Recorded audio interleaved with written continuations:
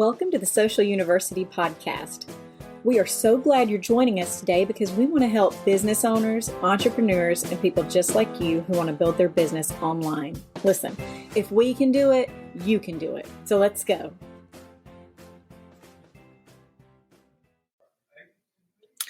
Welcome to 2024. As a small business owner, as an employee, moving forward with social media a lot of times means looking at what's behind you.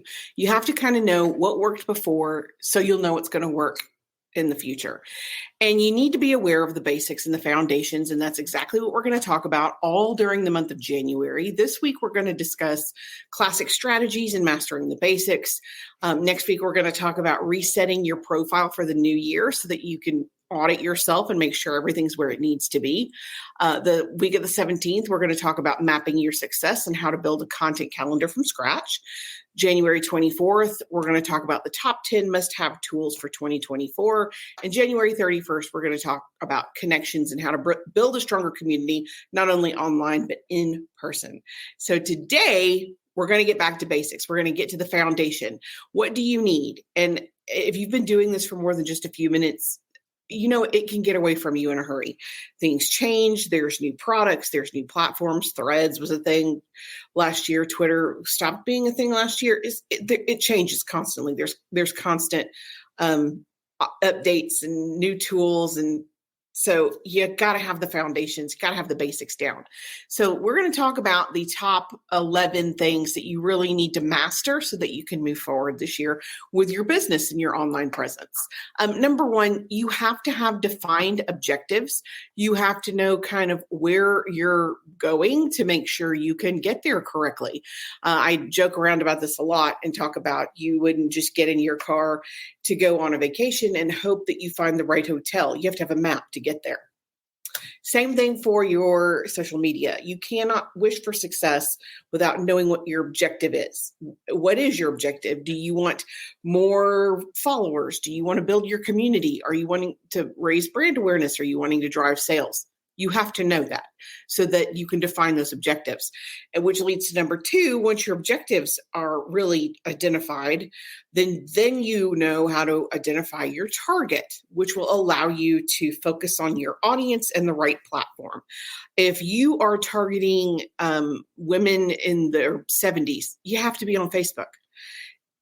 Each platform has its own unique audience with its own unique pros and cons. So by understanding your client avatar and your messaging and how you are going to reach your customer, it allows you to pick those platforms. Now, most business owners are everything to everyone. You are not only the social media manager, the marketing manager, you're also the janitor and you do your payroll. It's a lot. So ideally, okay, let me not say ideally. In normal circumstances, most business owners can only handle 2, maybe 3 platforms because there is a ton of work involved in making sure you're posting content, creating new content. It's a process. So I will tell you, start with one and get good at one before you move on to the second one. But having 2 platforms that you're really good at, or even one platform that you're really good at, it's totally okay. You don't have to be all things to all people. You don't have to be everywhere. You can be if you can handle it, or you have a team of social media specialists doing it for you. That's totally different. But if you're doing it alone, a couple of platforms is fine. Okay, number 3, you have to post good content regularly on time that you're getting the most interaction, engagement, and on the days that are most important to you. There are ideals for this, and then there's reality for this. Ideally, most platforms across the board, you need to post at least once a day, 5 to 6 days a week. Most platforms. There's times and there's all kinds of things that go into that. I am happy to delve into that further. Happy to, but reality and ideal don't always go hand in hand. If you don't have time to post on your LinkedIn page 5 days a week, you can make 3 days work. I would much rather see really strong content 3 times a week than just okay content 6 times a week or 5 times a week. So first and foremost, the content's got to be good. And then you need to schedule it at the appropriate day on the appropriate time. That's how you do it. Now, everything's different. Instagram changed their rules last year. They want a reel, a story, and a carousel post every single day, 7 days a week with multiple stories a day. Again, reality and ideal are not always going to go hand in hand. YouTube only needs one video a week, but if you're going to do shorts, you got to do them every day. Each platform has its pros and cons, and you need to be tuned into your audience with your objective in mind so you can identify the right one so you're posting the information you need to when you need to. See how all this kind of, the one thing leads to the other? Okay. So number 4, respond to your comments and DMs, please. People, consumers as a whole, every year, you have less and less time to respond. They expect a response from you normally in an hour. If it takes you 24 hours, that's long. So you have to respond to your comments and your direct messages on each of your platforms. If you struggle with that, again, you can hire it out. You can assign that task to one specific person in your audience, but you work so hard and spend so much money to get that engagement. Do not ignore it, especially the younger the end user and Instagram, TikTok, they expect a response on every message all the time. So you can't just ignore them. Now, are there programs you can use to automate some of that? Absolutely. But you got to respond. So even if it's not you personally, you have to have it set up so that folks are getting a response consistently. Monitor your industry. Excuse me, let me back up. Monitor your brand. You need to know what people are saying about you and your brand. Now, there's all kinds of different options for that. Of course, the free option is Google Alerts. If you want to pay, there's a great program called Mention that will pull every single time your name is mentioned, whether it's tagged or not, whether it's hashtagged or not, it finds the mention. So you can also go to each platform and search for your name and search for your company's name. But you need to know what people are saying about your brand, especially if it's negative. You have to be able to deal with that. So pay attention to what people are saying. Okay, so that leads us to number 6. Monitor your industry and continue to learn. No industry, and we have dealt with a lot of different industries, medical, financial, legal, they change. It changes. The rules change. You have to stay on top of what's happening in your industry. First and foremost, to be considered an expert so that you can add new clients that are comfortable with your knowledge base. But it also helps you generate new content. So if you have to treat it like content creation in order to learn it, you do what you got to do, but you have to stay on top of it. It allows you not only, again, to create great content, it allows you to communicate and execute for your clients the best way possible. Okay, number 7. You need to identify trends and continue to learn also. So, and I've said that twice now, I mean it. So in number 6, you're monitoring your industry and you're continuing to learn about your specific industry. Now you're going to monitor. And when I say trends, I mean what's trending online. Trends happen and they change literally in the blink of an eye. So you need to spend enough time on the platform that is your dominant platform so that you can make sure you're staying on top of trends. Or even worse, don't do it wrong. There's and I can, with the utmost faith, people do trends wrong all the time. It's not a good thing. The users on that platform will make fun of you for it. So don't do that. You have to know enough about it to be able to maintain it in a realistic and consistent way. So if one of the trends is showing your year end in video, that's totally great. Do it. If it works for you, if it serves your purpose, if it helps your audience and moves you to your objectives, do it.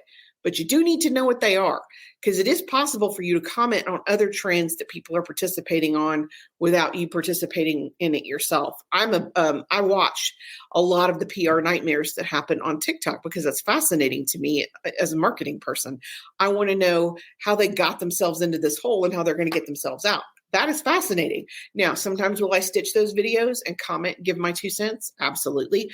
Do I ever hope to be part of a PR nightmare? Please, Lord, no. So you don't always have to participate in order to comment. But you do need to know what the trends are so you can stay on top of that. Whew. Okay. Number 8, answer questions about your business, your industry, yourself, your own journey in groups and forums. Excuse me. So LinkedIn and Facebook both have a ton of activity in groups. So if your ideal client is an information technology officer and they have a group on LinkedIn and they're talking to each other and they have a question, a technical question, an industry question that you can answer it. It helps you stand out as the industry expert or the leading expert. It works to your benefit. I am a firm believer in what goes around comes around. So if I'm in a group and I don't know the answer to the question and I know someone else who does, I'll refer them to that person. I'm not trying to gatekeep information. I think that's ridiculous. Share it. Again, what goes around comes around. If you help somebody today, somebody will help you tomorrow. And there were people who helped me yesterday, so it's my turn to pay it out for tomorrow. So share when you can, answer questions when you can. And you don't have to be the one who knows the answer. You can even add to the question with a more provocative version of the same question so that you can help move the conversation forward. You can also take the negative on conversations where you disagree with the person who's making the comment. As long as you're diplomatic and not rude, you can absolutely do that. Number 9, connect with your customers, especially your brand warriors. And you know who I'm talking about. You will consistently see the same person commenting, the same person liking, the same person watching your videos. Talk to them, call them out in a really gracious way. Like you're not going to say, oh, this user, John Smith too, he needs to get a lot. No. I mean, thank you so much for your support. Is there anything you need? Can I answer your questions? What do you want to know? So my next video can be directly aimed at you. How can we help you? That's the kind of engagement, because 10 brand warriors are more valuable to you than 100 followers you bought, or even 1,000 followers you bought online. Please stop doing that. Stop buying followers. We know you bought the followers. We can see it. If you have 1 million followers and your engagement is at 1%, it's fake. It's fake. It is not helping you. Right now, these algorithms are trained to reward engagement. So if you have a bunch of purchased followers and you're not getting engagement, that algorithm is going to think your information isn't valuable, and it's going to stop showing it to everyone, not just the purchased people, but all of the people. So stop doing that. Really engage your community, really engage those brand warriors. And I'm going to get into that later this month when I talk about how to build your community so you can establish those brand warriors. But those are the people you want on your side. And I'll take one of those, 10 of those over 1,000 or 1 million bought, hands down. Number 10, check your analytics. What is working? We do work with several business owners who are very convinced that this specific thing is working for them, only to find out later that that is not the case. Check those analytics and do what worked again. If reviews get you the most engagement, post more reviews. If video behind the scenes gets you the highest engagement, post video behind the scenes. Keep doing what you need to do to grow engagement. And the only way to do that is to check those analytics. And I've been the first to admit, we've had series before that I thought was going to be awesome that didn't do well, that we had to pull because we checked the analytics and it just didn't do well. So it's totally okay to check that and arrange and plan accordingly, just so you know. And number 11, schedule in advance. You have other things to do. Again, you're the janitor and the CEO. There's stuff going on. Schedule your social media posts so that you're not a slave to it. You don't want to look up at 3 p.m. in the afternoon. Oh no, today was the day we did our launch and I didn't post anything. That's not good for anybody. You definitely want to very consistently post. The easiest way to do that is to schedule whatever day is down for you. If your down day is Thursday at 2 p.m., you could schedule your following weeks on Thursday at 2 p.m.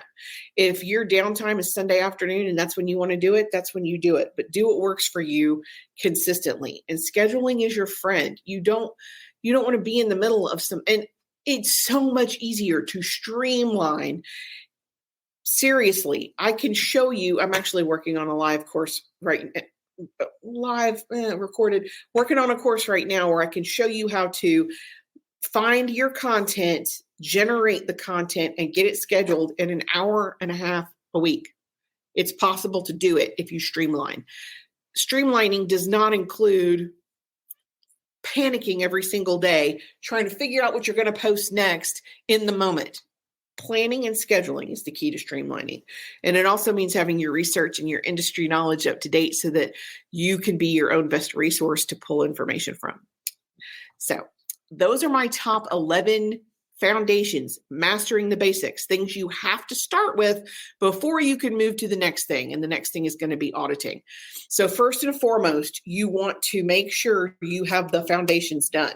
You have to know who your best audience is. You know which platform to pick, which will tell you what content to choose, which will tell you the best days and times to post so that you can engage your end users and respond to those comments and respond to those DMs.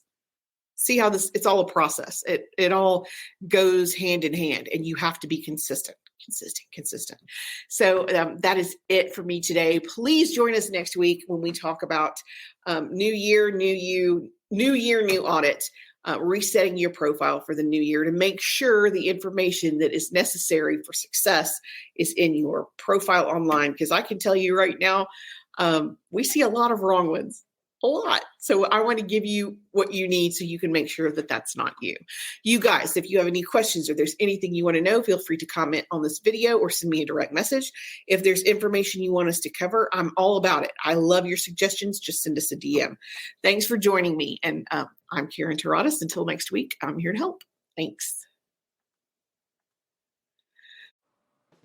Thanks for joining us for the Social University podcast. We hope you enjoyed it. Be sure to follow us on all of our social media at Stay Social U. That's the letter U. And we will talk to you next week.